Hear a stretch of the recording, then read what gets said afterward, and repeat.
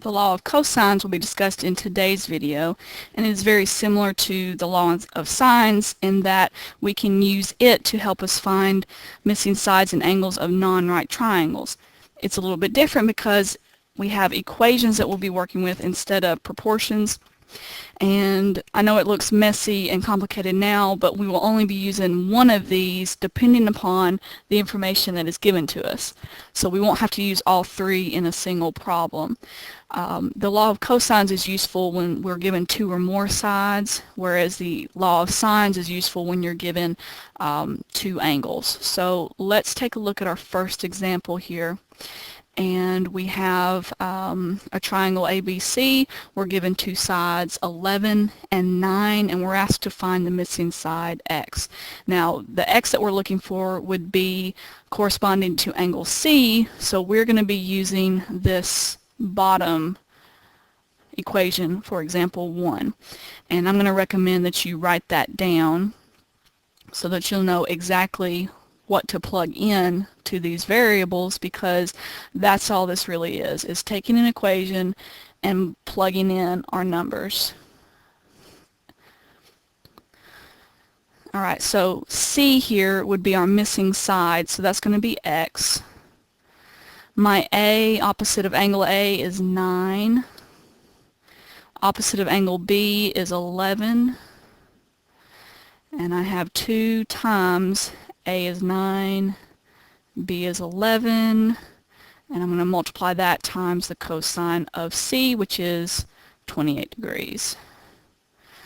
Alright, so I'm going to go ahead and simplify this, and I know it's not in the order of operations as far as the addition goes, but I'm going to go ahead and square these and add them together, because if I do so, I'll be able to take a calculator shortcut and not have to worry about repeating decimal numbers and having to write those down on my paper. So if I can avoid that, I always want to make sure that I do. So I have 81 plus 121. Let's go ahead and add those together, and I'll get 202 minus 198 times the cosine of 28 degrees. And what I'm going to do is go ahead and get x by itself. So instead of working out the rest of this and getting a crazy looking decimal number, we're going to get x by itself by taking the square root.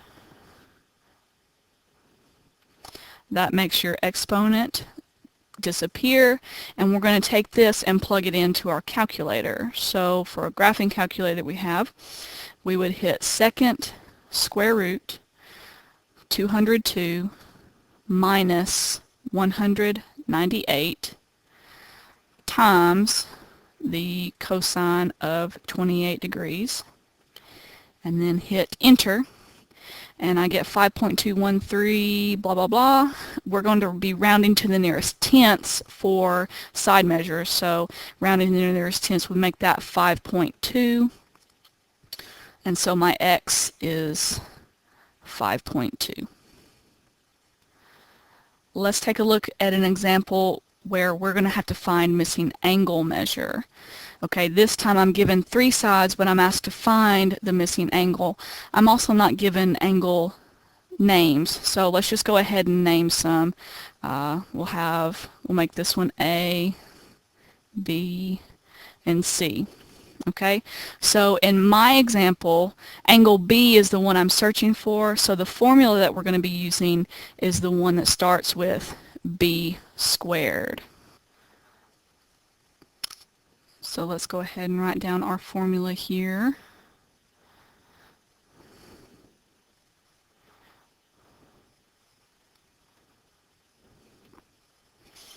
All right.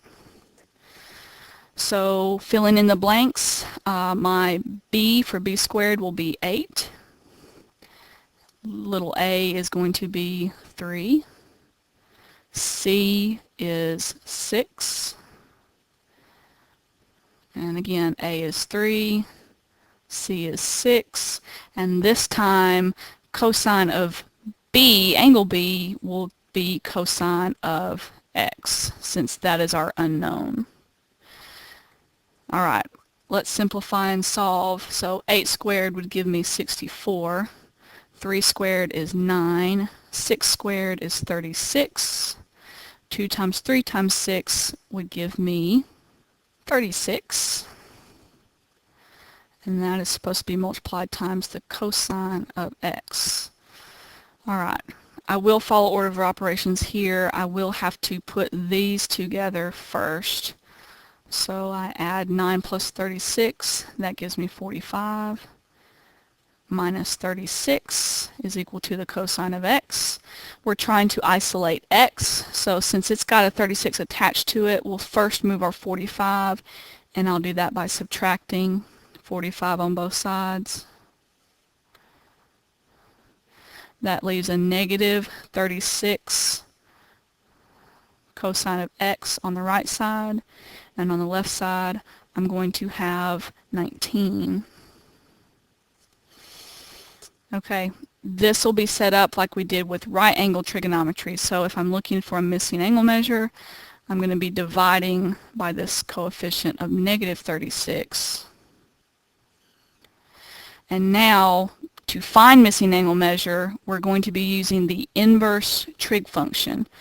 So that will look like the inverse of cosine of 19 over negative 36. And we'll type that into our calculator.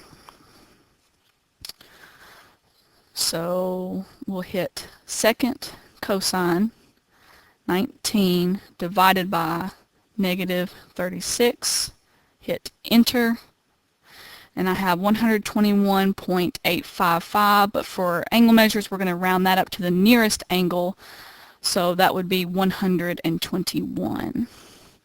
So my x is equal to 121. That's it for the video. Just make sure that you're asking questions if you're not understanding, and we will see you in class.